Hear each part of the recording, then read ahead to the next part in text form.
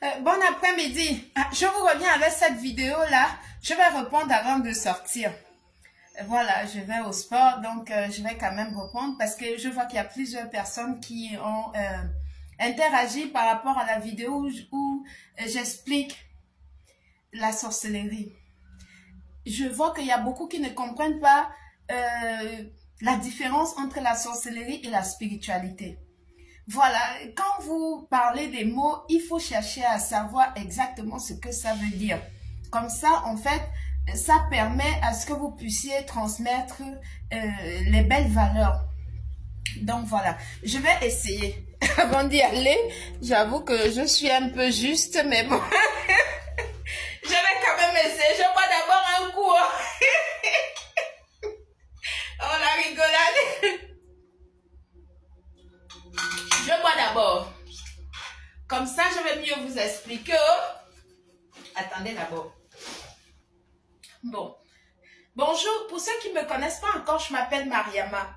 Je suis un être de lumière qui a pour mission d'éclairer d'autres êtres de lumière, de les activer, et enfin pour qu'eux aussi puissent activer leur lumière en eux. Je viens ici vous parler de la différence entre des pratiques de sorcellerie et la pratique spirituelle.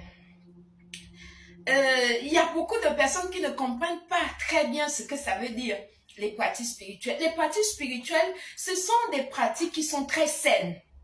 C'est-à-dire, je m'explique, yoga, méditation, faire des bains spirituels, faire la fumigation sur soi, se oindre avec des huiles de protection, par exemple, faire marcher, être en accord avec la nature et respirer de l'air pur.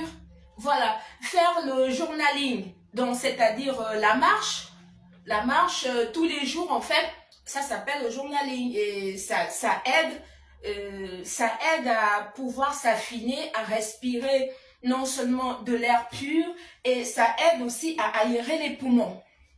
Donc voilà, pour ne citer que ça, parce qu'il y en a plusieurs.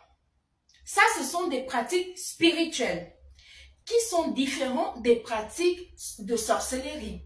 Les pratiques de sorcellerie sont des pratiques qui sont généralement néfastes.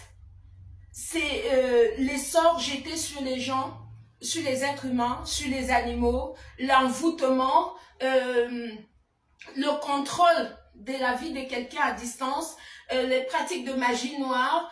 Il y a beaucoup, mais généralement, les pratiques de sorcellerie sont des pratiques néfastes. C'est différent des pratiques spirituelles.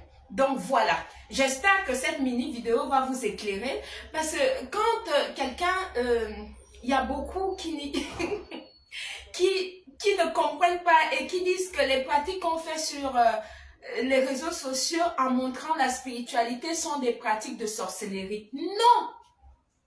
Non! Ce ne sont pas des pratiques de sorcellerie.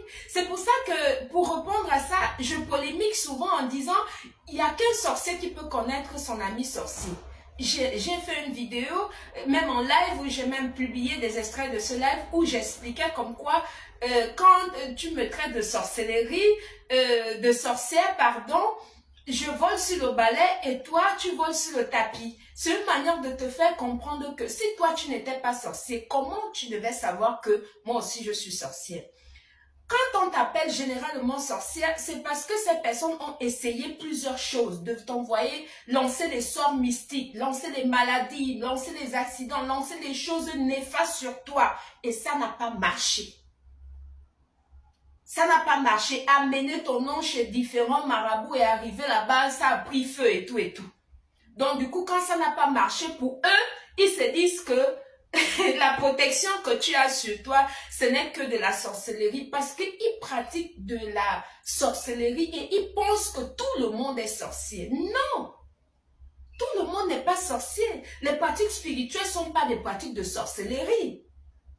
Ce sont des pratiques ancestrales. Ce sont des pratiques que nos ancêtres méritants, à qui j'ai beaucoup de respect d'ailleurs, voilà.